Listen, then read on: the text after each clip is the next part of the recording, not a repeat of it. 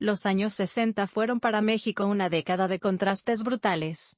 Por un lado, se respiraba progreso, el desarrollo estabilizador traía crecimiento económico, se construían grandes obras de infraestructura, y los Juegos Olímpicos de 1968 se preparaban como escaparate mundial.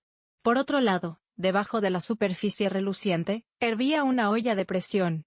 En las universidades se gestaba un movimiento juvenil con sed de libertad, y en las calles la desigualdad y la represión pintaban una realidad muy diferente a la que vendía el gobierno. ¿Cómo se explica que en una época de aparente bonanza, miles de estudiantes salieran a protestar, se organizaran huelgas, y aparecieran los primeros grupos guerrilleros urbanos? El país tenía un rostro moderno pero un alma autoritaria. Bajo la presidencia de Gustavo Díaz Ordaz, la llamada paz social no era más que control férreo, espionaje, censura y un ejército cada vez más activo en tareas civiles. Las escuelas normales rurales eran vigiladas, los líderes sindicales controlados o desaparecidos, y los medios de comunicación alineados con el régimen. Quien pensara diferente era agitador o subversivo. Pero algo estaba cambiando. La influencia de la Revolución cubana y el auge global de los movimientos por los derechos civiles encendieron la mecha en México. Los jóvenes ya no creían en las promesas del PRI, ni se conformaban con aplaudir al presidente en turno. Querían participar, debatir, cuestionar. Querían democracia, libertad de prensa, y fin a la represión. Y lo exigían en voz alta, en mítines, volantes, canciones y murales. La semilla del cambio se estaba plantando. Pero el poder no estaba dispuesto a ceder fácilmente. El punto de quiebre llegó en el verano de 1968. Lo que comenzó como un conflicto menor entre estudiantes del IPN y la UNAM escaló rápidamente cuando el gobierno respondió con violencia inusitada.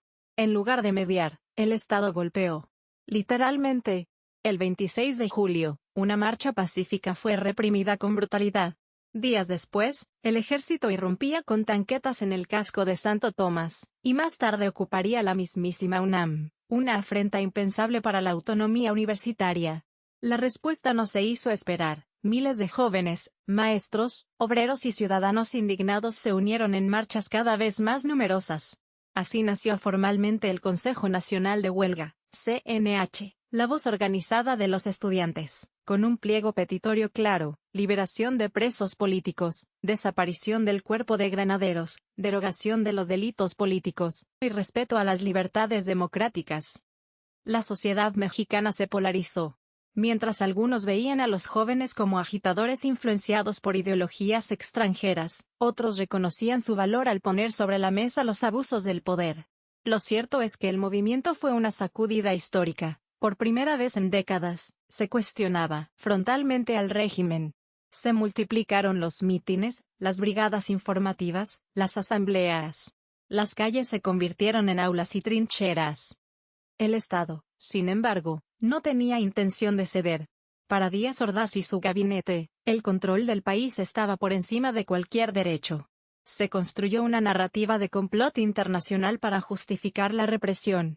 Y mientras el mundo ponía los ojos en México por los próximos Juegos Olímpicos, el gobierno afinaba su respuesta más violenta. Y entonces, llegó la noche del 2 de octubre.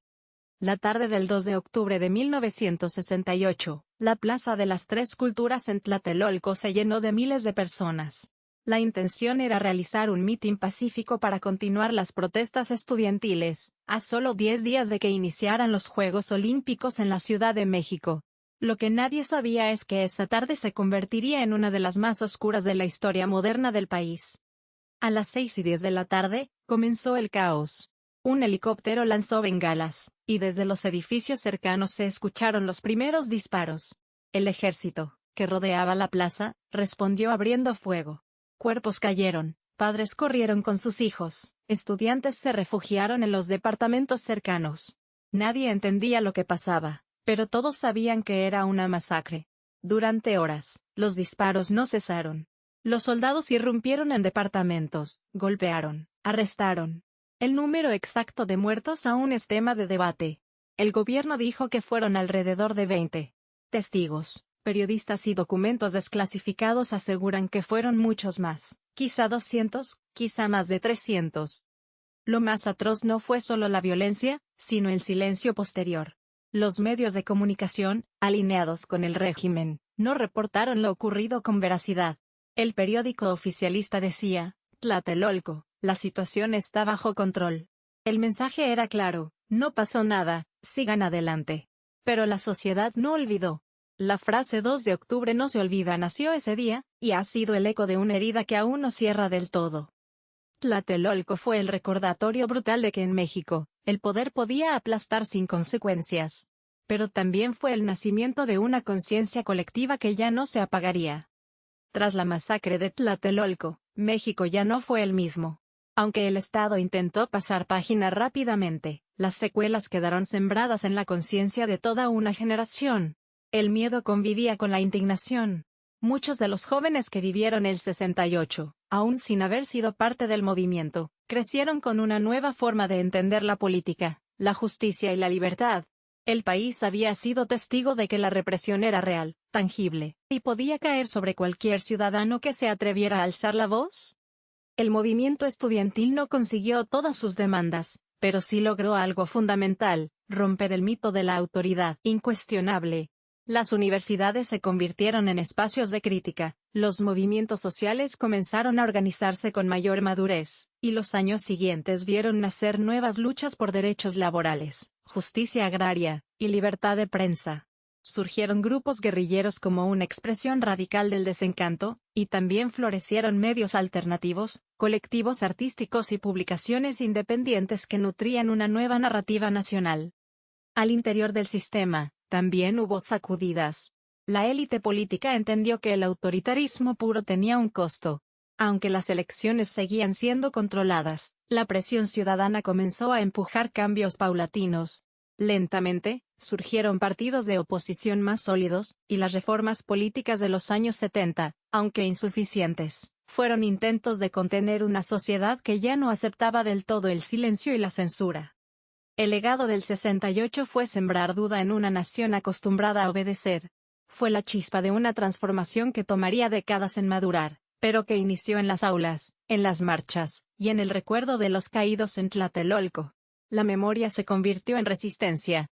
Hoy, más de 50 años después, el movimiento del 68 y la masacre de Tlatelolco siguen siendo referentes vivos en la lucha por los derechos humanos y la justicia en México. Cada 2 de octubre, miles de personas marchan en silencio o con consignas que reclaman justicia.